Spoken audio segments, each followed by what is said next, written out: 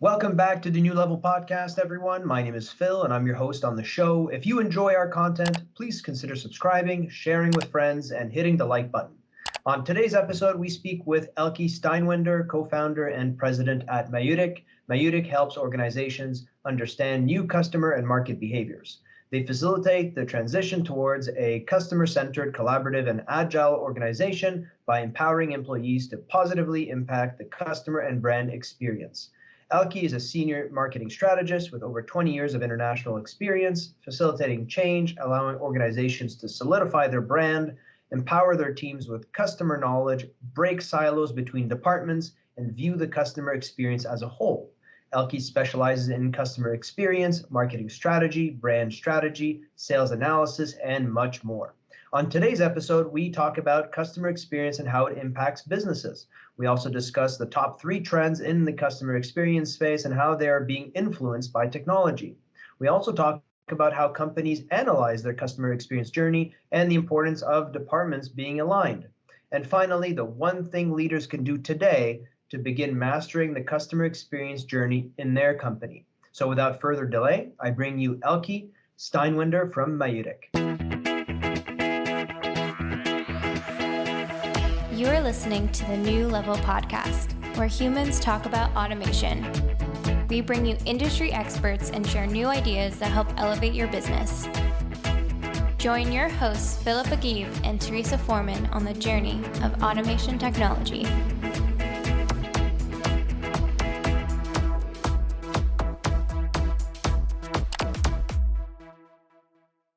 Okay, welcome to the New Level Podcast, everyone. My name is Phil, and I'm your host on the show. I'm always joined by my amazing co-host, Teresa Foreman.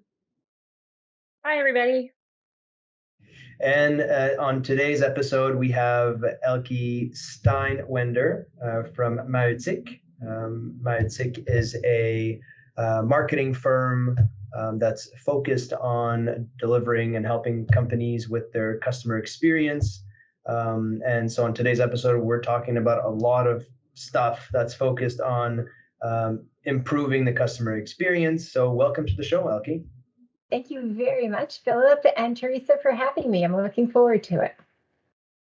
Awesome. Nice to have you. Yeah, let's jump right into it. So, for someone that has so much experience in the field, I wanted to just start with a simple question. What does it mean for you, the customer experience, and how do you feel that it impacts businesses nowadays? I think that, well, of course, I might be preaching from the choir here, but I think the customer experience is really critical for companies to be able to differentiate themselves moving forward. I mean, a lot of people do the same things, right? Or similar industries. We have competition from a worldwide basis.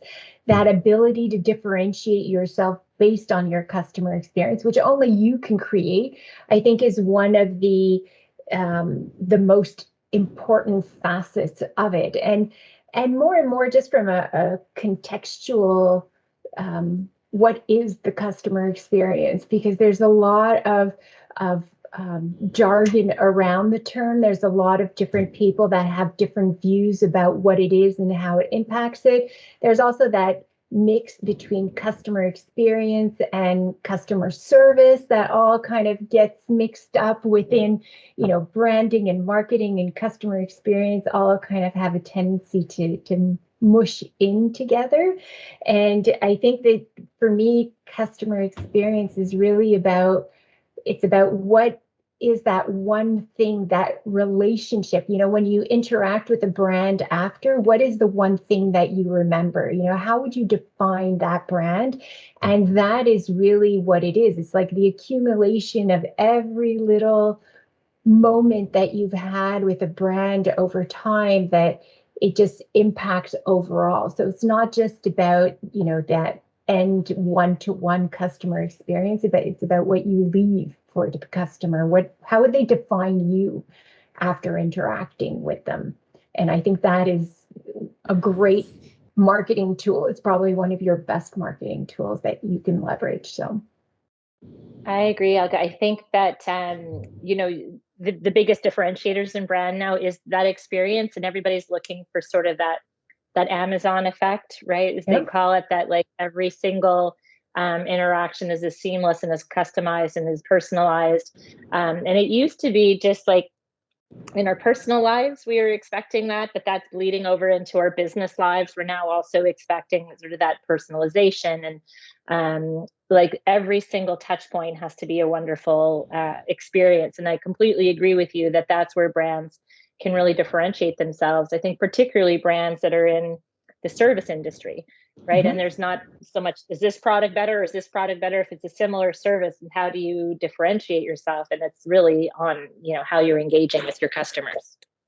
And to bounce off of what you said, when you talked about Amazon and having that Amazon experience, their focus on that customer experience allowed them to define, like to set a benchmark of what is a customer experience. And that is where you want to be from a leadership perspective is, I want to be like them, the Amazon experience. Yeah. Everybody's talked about it. I've met customers, they're like, I want us to be like that. So that is the goal. Like really, that's the ultimate goal from that end. And before we go into the next question, I have a something that I thought about, this morning preparing for this recording, because I find that the customer experience needs to be tailored, right? It's not something that applies to all customers in your business. So can you just touch a little bit on how customer segmentation comes into effect, knowing that you don't have, you don't serve, but businesses don't service all of the same customers. So can you touch a little bit about how it's important to really segment those customers and how you can tailor the experience to each of them? I think that's a great point. And also segmentation, it may be marketing 101, but it is probably the most overlooked power tool in a marketer's or in a company's toolbox, in the sense that the more that you can tailor and personalize to what Teresa was saying, the easier it becomes. And segmenting can be done on multiple facets. It could be type of product, it could be volume. Obviously, the more volume you have, you'll have a different relationship with that customer, the size of the orders. I mean, there's as many ways to segment as there is types of customers. But I think taking that moment of who are the customers, so, defining your persona based on your segments is a great way to start that mapping of the customer journey, because it allows you to tailor to it. So, in that concept of the persona, the persona is the result of the segmentation. It is who you want to target within that. And then the customer journey is each of those personas or each of those segments will have a different relationship with the brand. And how do you want that relationship to be? What is it that you want them to feel, to do, to interact? And both employees, how do you want employees to interact? It's a different skill set. For example, if you're doing corporate sales versus, one-to-one, it's a different skill set that you need. And are you giving your employees the tools that they need to drive that customer experience? So really, segmentation, I love that question. It's so overlooked, but so powerful in terms of also not spending money. If you treat every customer the same way, your return on investment won't be the same either, right? Some it'll have high impact, others you won't see any shift in sales or impact. So the more that you can adjust those, your return on investment, their perception of the brand increases as well. So definitely a great point. Thank you for bringing it up, because I always feel like Don Quixote. Segment, you can't talk to the same people the same way, but you can't talk to the same. I've had clients in the past. I'm like, well, who do you want to talk to? They're like, everybody. I'm like, do you have like $1 bazillion? Because that's what it's going to take to talk to everybody. Couldn't agree with you more. Like, segment, have those personas. And I think you mentioned the employees as well. I think the employees are also an overlooked segment, right? And how do you, whether it's recruitment, retention, or just giving them a wonderful experience with your brand as well. Yep. Couldn't agree with you more. Yeah, do they have the tools, the know-how to deliver what you expect them to deliver as well from a Exactly. Well, yeah, so I had a question also around technology. So at the New Level podcast, our focus is on how automation technology impacts the customer experience, how it impacts humans, and I find that businesses might have a simple business model, but I find that it can get pretty complex at the same time. Like if we talk about customer segmentation. If you have 500 customers, I don't think without technology you can accurately, segment those customers and keep track of them and market to them in a tailored way and to adapt the customer experience to each of those segments. So this question is really focused on technology. So can you talk to us, Elke, about like some trends that you've been seeing and how automation and technology has come into play to influence those trends? Well, I don't think you can go one without the other. I think every single one of the trends that I see coming are intimately linked with tech. I don't think any of us can do our jobs anymore with things, and that's one of the challenges that you see with the customer experience. I've seen customers trying to segment or silo in the technology is in one thing, the customer experience is within another. And that is probably not your question, but it is one of the pitfalls of doing that, is trying to separate and to silo out tech and customer experience, saying one is an IT issue and one is a marketing issue or sales issue.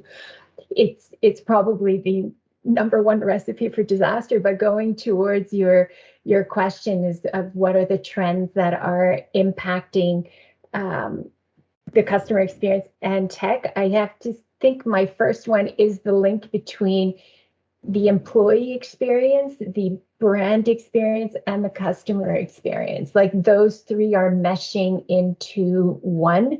And in relation to the technology is that often, companies will ask employees to be on the forefront, be forward facing, but if you can't even have a view of who let's say you're a territory manager and have to manage multiple accounts, if you can't link directly, sales data with purchasing data with, your CRM, your ERP, what did they buy? When did they buy it? How did they buy it? It's very difficult to tailor your communications to their reality. And they have to be intimately linked if you want your employees to exploit that. So having to see, and oftentimes I look at, that notion of mapping the employee journey. What is it? Here's your customer journey. Here's what they have to do to accompany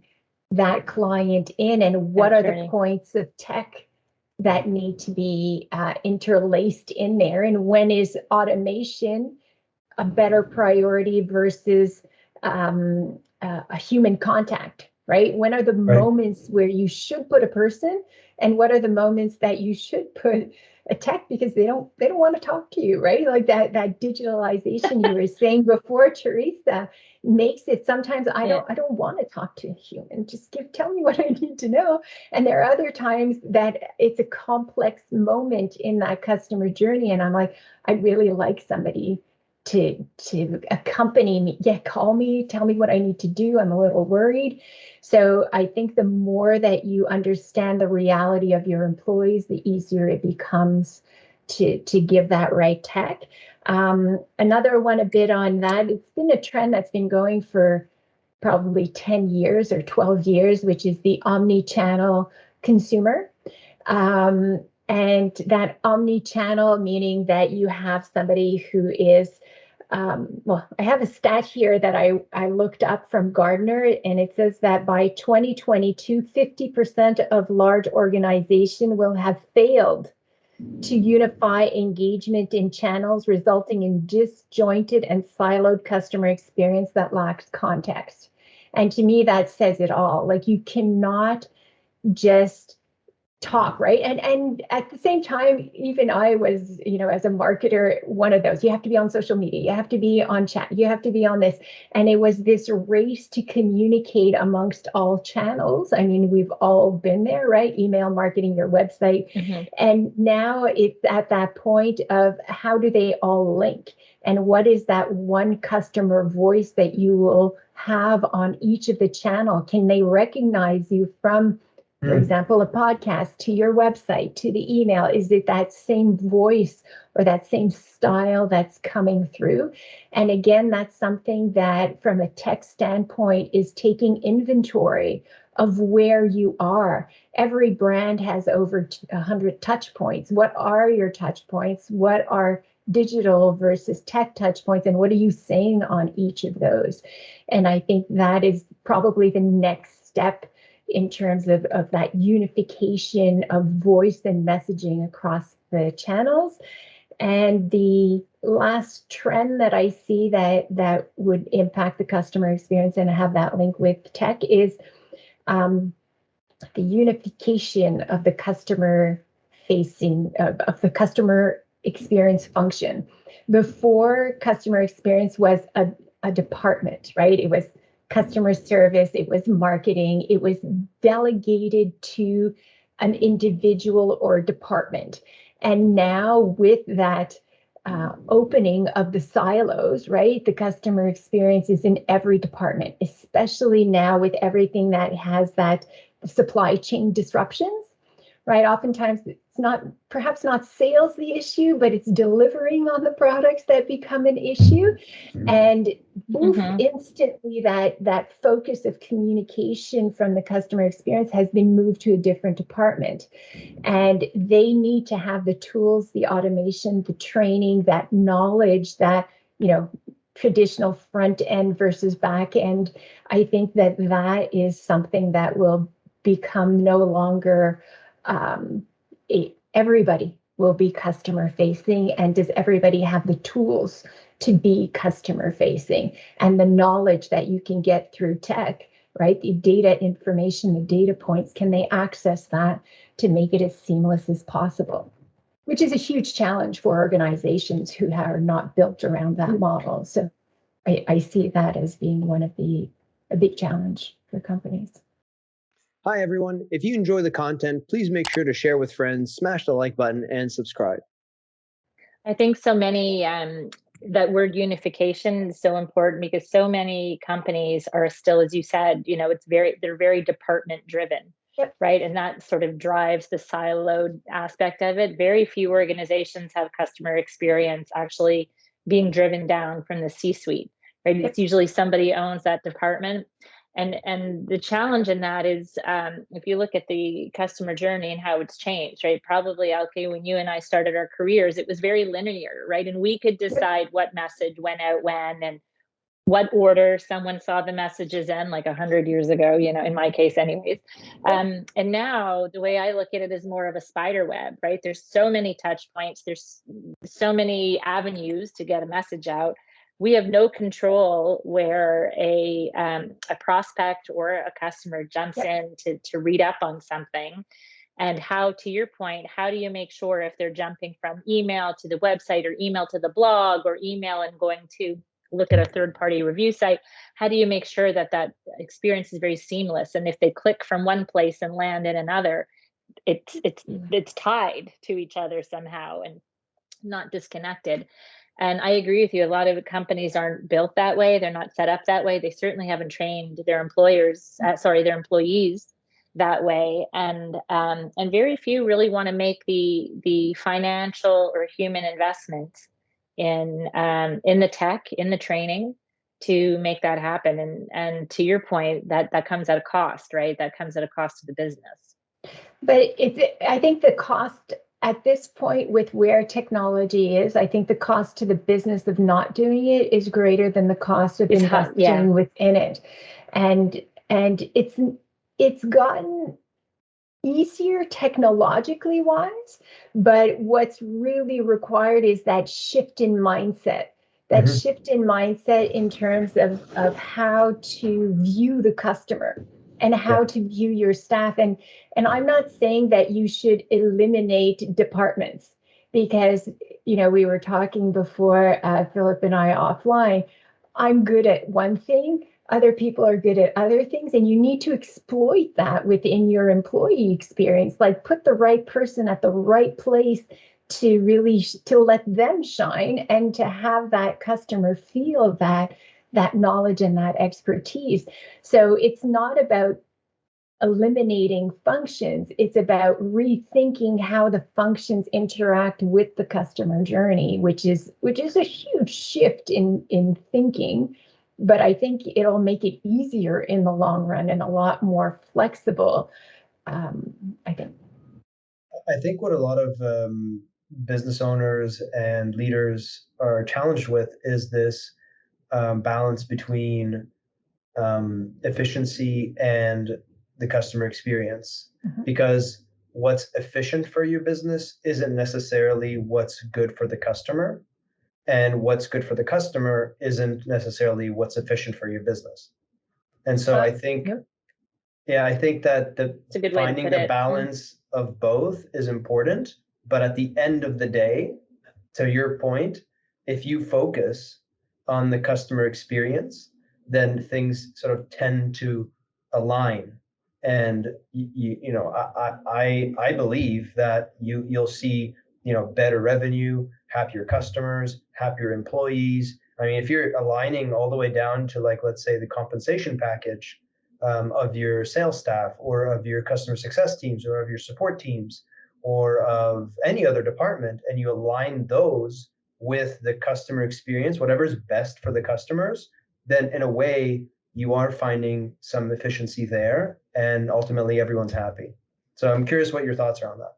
Well, I have a green belt in Lean Six Sigma, and one of the concepts is they have a pie, and in that pie it says you have the smallest wedge of the pie is the value add as perceived by the customer. Every organization brings a certain value added portion of everything that they do to the customer. And your goal as an organization is to identify what are those key elements of the value add that you bring.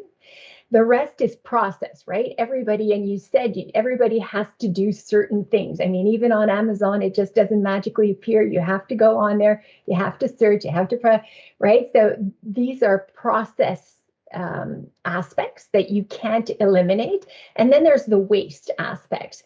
And usually in most organization is you have your wasted time and your process time are usually equal, and the value add is the smallest piece of the pie.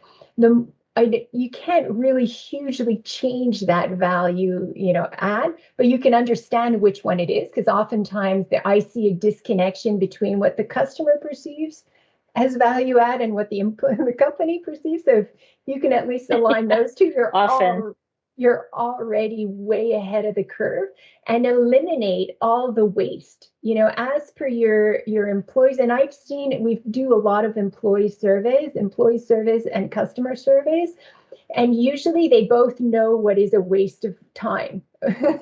And they're both usually pretty aligned. And if you can work on diminishing those elements of waste, you are definitely going to find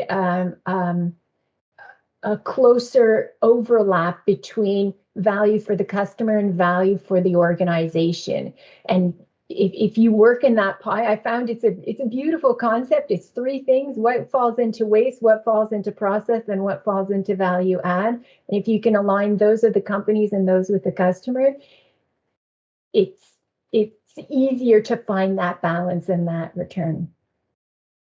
Less painful, for sure. Yep. So Elke, curious, how do you counsel your clients? How should they be analyzing their where they are with their customer experience journey? Like, what metrics should they be tracking? What tools should they be using to see how well they're doing? Well, that's a great question. I think that the first step to measuring anything is to map it out, right? So what is the customer journey from even before they become a customer, from a prospect standpoint? You're talking before of email and website and all these elements of the omni-channel. What is their journey? How do they, go on? You can do a lot with Google Analytics right now to follow that flow of who they are. And then once the phone rings and you get into a relationship with the customer or prospect to become, what are each of those elements? And the more you can map out the customer journey, the easier it is to have pure metrics that are really related to you and to your organization. So for sure, from a metric standpoint, it's better off to understand when are your moments of truth in the journey, and that moment of truth is defined as the moment that if I don't get what I want as the customer, I'm out of here, right? Like that moment of right. I'm out, I continue or I don't continue. What those are, and really build your metrics around that. There's usually maybe 4 or 5 in a whole journey from a customer standpoint that can be measured and impacted and have your own benchmark. But if you're looking to compare yourself to industry, for sure, like the 4 or 5 metrics that I would use is the NPS, right? Your net promoter score, which is on a scale of 1 to 10, how likely are you to recommend us to a friend? That is the, your typical net promoter score. And those have been benchmarked worldwide. So I think it's easy to get an idea of where you stand from a moment. And that's really your recommendation rate. Would people recommend doing business with you? But other ones that we work with a lot is the satisfaction rate. How satisfied are you with the business, highly yes, no. And then there's the repurchase rate. So we've seen customer surveys where I would recommend you, but I won't buy from you again. And I've seen people, I wouldn't recommend you, but I'd buy from you again. Now you have a huge, to me, that's That's interesting. That's really interesting. And where we like to dig in, so our surveys, we often ask, what are your needs? So what are the needs that we're fulfilling? Here are what we think the needs. And then they're like, yes, no, this is. But how do you compare that to the competition? So I've rarely seen customers where they have 100% wallet share of their customers, right? They buy a bit from you, but they'll buy something from other. And the more you can understand why they buy from you and why they buy from someone else, especially if you can even break that into a segment, right? If you can say, I buy from, I'm just going to say anything. I'm between the ages of 18 to 28, and I buy this from you, but this and this I'll buy from somebody else. And here are the needs. And then you're like, if you could do that by segments, then you could really understand who you are and what you're doing. So from a metric standpoint, for sure, customer surveys are always a great idea to do, to have a benchmark of yourself against yourself. Yearly would be nice, but most of our customers do them every 2 years because it takes a while to adjust, right? Let's say that we've seen one part of the journey that needs to be worked on. To see true, lasting, sustainable change, it takes about 6 to 8 months to 12, 6 to 12 months, depending on the business and the time. And then every 2 years, and you can see that progress of benchmarking yourself against yourself and against the NPS, for industry standard. I think that's something that's very practical that can be done and sustain, and it gives you a before and after picture, even from employees. Here's the before, here's what we're doing. And because customer experience is not a action reaction, right? It's not like you do a sale and boom, you get full of new customers for a period of time. It's something that is behavioral within a company. And if your before and after picture, your current now and who you want to be is clear, then it's easier to keep people motivated over the long run to make the changes that are required. Let's take a quick break and hear from today's sponsor. Hey everyone, if you enjoy the content you're hearing today, please make sure to share with friends, smash the like button, and subscribe. Today's episode is sponsored by Vantry Systems. Vantry is a Canadian B2B integration provider specializing in all your ERP integration needs while delivering unparalleled service, advanced technologies, and expert advice with a humanistic approach. If you're looking for deeper data integration and want to eliminate manual data entry, visit www.vantry.com for more information. Now, back to the show. Now, okay, are there any platforms, we've talked about Google Analytics and whatnot, are there any sort of CX platforms you recommend to your clients that they install in order to, make this a little more automated? Well, we have what we called our Percepto 360, which is a survey, like a benchmark survey. And then we often work with integrators of their data and tech to identify what are the key moments. I'm not a big fan of installing more software. I'm more of a fan of how can you exploit what you currently have and where are the spaces where you currently interact with customers, and how can you optimize that with a metric within their existing systems. Most have tech that will do those, but people don't know what to ask for. Mm-hmm. So if you have that moment of truth in the journey identified, usually with an integrator, they don't need to install that more software. It's more of a relationship building with their software integrator to develop a metric at that key point. It's a lot easier and cheaper too. So in my experience, it's a tough sell sometimes, right, into a prospect or a customer in terms of getting them to make the strategic commitment, the financial commitment, the time commitment to doing the customer experience journey. So help us understand, like, how do you get your clients on board, and like how do you convey the importance of mastering that customer experience journey to get them to make that type of investment? So there's two phases of it, and it depends if the sale is usually much easier with employees and your middle management, because they feel the pain, right? It's more of a C-suite issue of getting that change done. And usually I'll start off with a story that I'm going to share with you. It is the story of Saatchi & Saatchi. I don't know if you know them. They're a huge branding firm out of London, and they were pitching to British Rail. And British Rail is kind of a huge account. They wanted to get it. They were the last two companies on the list for the bid to get the account for obviously Britain. So the C-suite, so there's the president and the C-suite, all go to Saatchi & Saatchi to get the pitch, right? That final pitch. They go up, the executive team go up to, I think they were on the 20 some odd floor, go to the receptionist. The receptionist is there and kind of like doodling in her things and, oh, hi, can I help you? And the president says, I'm here to see Mr. Saatchi. And she's like, sure, have a seat.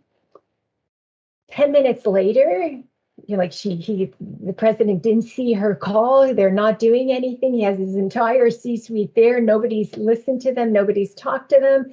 He goes back up to the reception and asks her, is anybody going to see you? So she goes, well, I told you in a few minutes, like they're getting ready. Just sit back down and it'll be okay. Another 10, 15 minutes goes by. Nobody talks to them.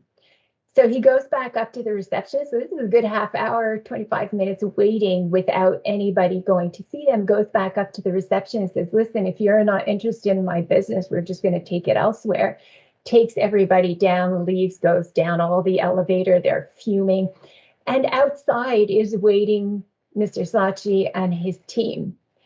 And he says to them, he's like, what are you doing here? And he's like, well, this is how your customers get treated on a day-to-day basis, then no matter what message I put out there or how much you spend on advertising, it's not going to change anything unless you change your customer experience.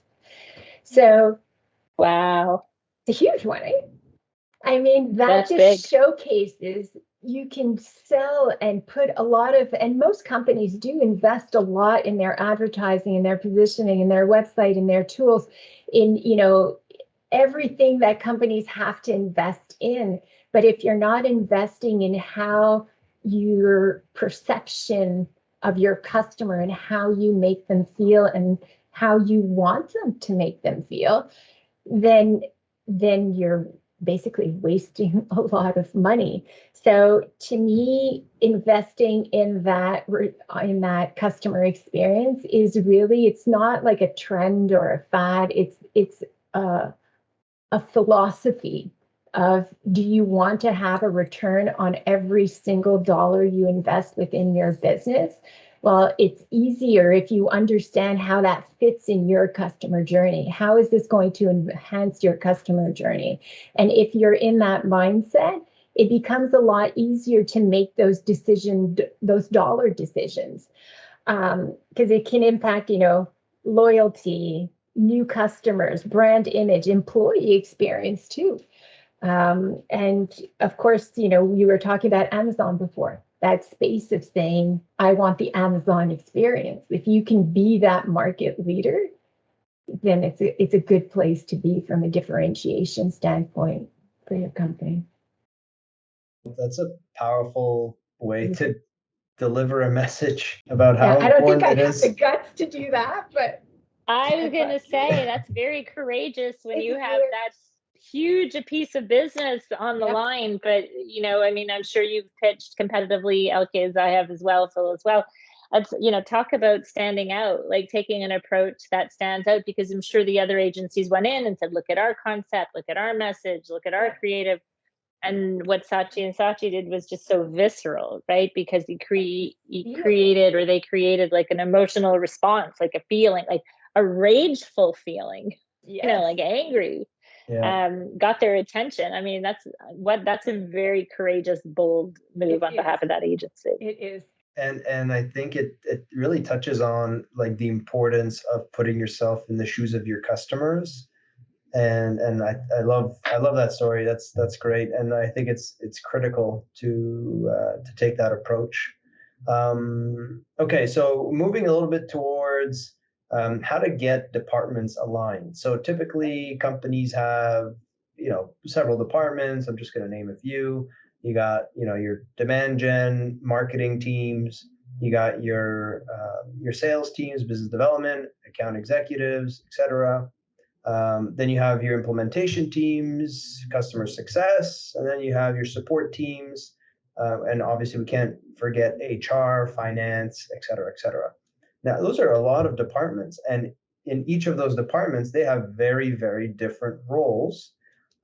They also employ different types of people. Like everyone has, you mentioned different skill sets, and the importance of putting people with certain strengths in certain departments.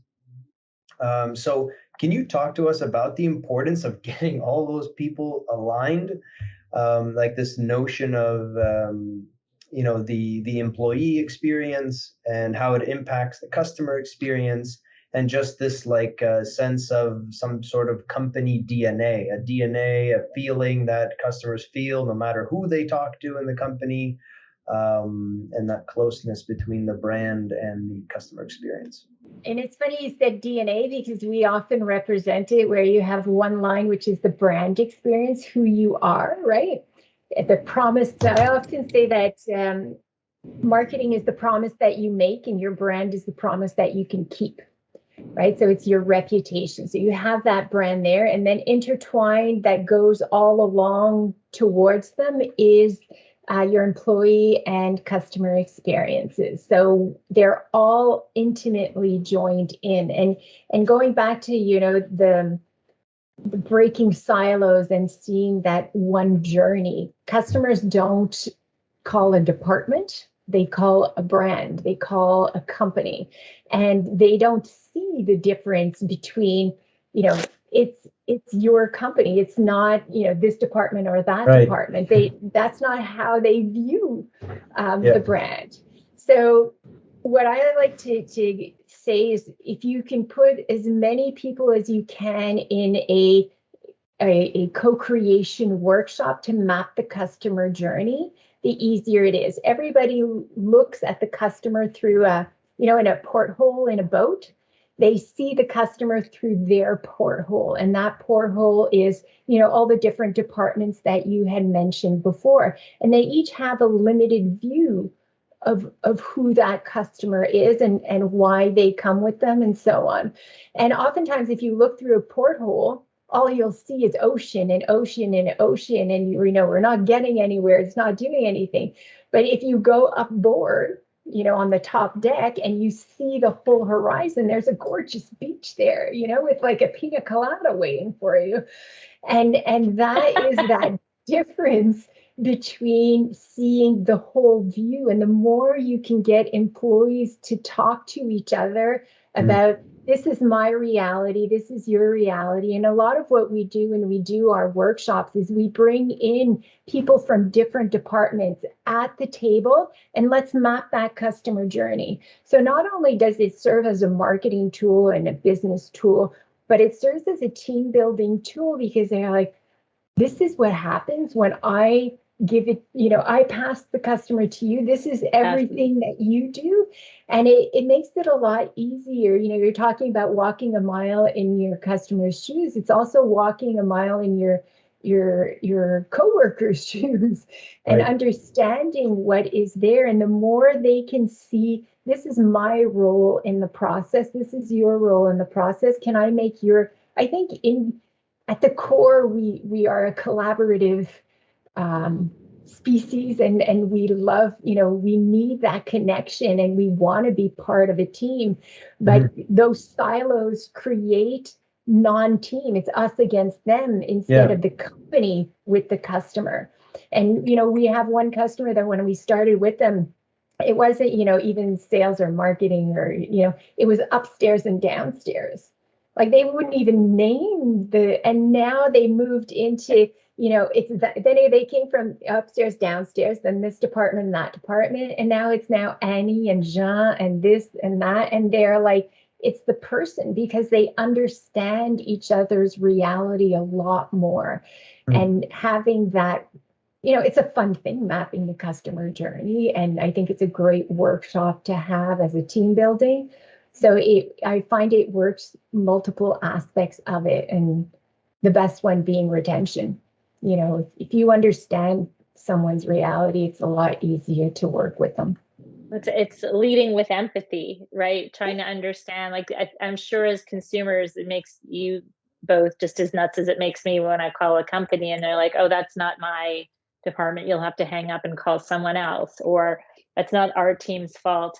And Elke, I've actually said to companies, as I'm sure you have, like, I didn't call sales, I called this brand, right? Or I didn't call customer support, I called this brand. And so it raises a really, a very, I think, misunderstood, even among the C-suite, how critical arming your employees is. You started at the top of the call with saying most employees don't have the tools, don't have the knowledge, haven't been trained on how to deliver a really exceptional customer experience. And so what have you seen among the work you've done among HR teams, and what strategies are they using to, attract talent, retain talent, train talent on the importance of contributing to this overall customer experience? Well, I think if you're looking from an HR attraction standpoint, I mean, we are in probably one of the worst labor shortages crisis in at least 20, 30, 40, if not 60 years. I don't think ever. I think it's a real crisis point. And for many years in a past life, I used to work in an HR firm, and we were talking about, the strategic value of HR, but for many years, I don't think it was really viewed as strategic with, as much as finance or accounting or operations. And now I think it's finally getting the justice that it probably deserved. And I think that when we were talking about breaking silos, if HR and marketing can work more closely together to get that message out, it's not, historically, HR and marketing were not, symbiotic necessarily departments. And I think that is really where they, from an HR to attract, to work more with marketing. How do you use social media? How do you know that? How do you understand that? Mapping of the employee journey from a recruiting standpoint. Where are they? How do we talk to them on social media? How do we interact? And the more that you can build that employer brand from a really an understanding of who your employees are, and work from marketing to an HR to build a customer, an employee survey, an employee satisfaction survey, understand what is their reality. It becomes a lot easier to work together and to really market who you are, the great points of the company, and what's not going so well. What is it, the plan that you need to do? But I think that is probably get to know your HR should get to know marketing, and marketing should get to know HR. And it's probably go to have coffee and lunch together. It would probably be the best one. Yeah, it goes back to breaking down those silos, right? And just having a better understanding, more empathy of what your colleagues are trying to accomplish, what they're up against, et cetera. And social media is becoming a huge recruitment tool now. Who do you want to be? What is that corporate life? But there's also really great publicity points and campaigns that you can put in from a social media standpoint and HR that I think is huge in terms of that employee experience. Yeah, 100% agree. I think especially nowadays where it's so difficult to find talent, I think you have to really use everything you have and get creative. And I think this is a great way to do just that. Yep. And one thing I want to add is also the importance of feedback. Like you mentioned surveys a lot of times, it sounds like that's like the number one source of information is getting feedback from employees, getting feedback from customers, getting feedback from partners. And I think if there's, of course you have these campaigns where you're collecting those types of information from all of these, people in your organization and outside of your organization. But I think, promoting this idea that we should be collecting feedback all the time from everyone, and being able to harness that feedback and then do something with it, aside from the campaigns, I think is pretty powerful. Okay, so we want to leave the audience with something practical they can take away, Elke, something. There's this book from, and I know you've read it because I have. It's Gary Keller, The One Thing. Yes, it's a great book. So we want to leave the audience with one thing that leaders can do to begin mastering the customer experience journey in their department or in the company, just leave us with something that they can do. That one thing would be to map the customer experience. Map it out, with whatever tools you have. Put your people together in a room. Like, this is what we do. We facilitate those workshops. Whether you want to bring in somebody or not, get a lunch and learn. Like, we can meet now, get a pizza, and just map out that customer journey from the beginning to the end, or your department or your thing. And if they do that, because then you see, what am I doing to accompany that journey? It becomes so clear what you want to do and where the priorities are. And that's if there's one thing that they can do to really make that transition towards a customer-centered business, is not organize by departments, but here's the customer journey and how do we accompany that customer. So if they start with the map, it's a great roadmap for everything else. I love that notion of we're not setting the customer journey, we're accompanying them on their own journey, because we don't have, as we said earlier, we don't have that power anymore, right? They decide what their journey is going to be. And so it's when you look at it that way, that is more of like we're accompanying them versus trying to shepherd them. It really puts things in perspective. I agree. And I think it's the easiest way to differentiate yourself as well, because nobody else does that. I think for leaders totally too, agree. For leaders, I find at least for me, that's kind of nice. It's kind of relieving to not have to decide, on a certain map. I mean, it's a great way to look at it, and I hope that someone out there who's listening to this can really benefit from that one thing that they can do this week, this month, this year to improve the customer experience for their company. And with that, Elke, this has been amazing. I really, really love this episode that we did with you. But I want to give you the opportunity to give a chance to our audience to get in touch with you somehow. So could you tell us a bit more about you, Maïeutyk, and where they can contact you and get in touch with you? Sure. Thank you. Thank you for this opportunity. It was really fun. It's my passion. It's a passion that I've had for many years. So the business has been going on for 10 years now. We're 9 facilitators, an amazing team of 9 facilitators. We've accompanied over 200 companies in mapping that customer journey and in exploiting it and profiting really from the investments that they make in both their team and optimizing their customer journey. We work through really co-creation workshops to bring that out. So it serves both as customer experience and employee experience. So they can reach us. We have a website at maïeutyk.com. So MAIEUTYK. And Maïeutyk, by the way, is the Socratic philosophy that says within you have the answers to all questions. You just have to ask the right question. And basically that's what we do, or Elke at Maïeutyk.com.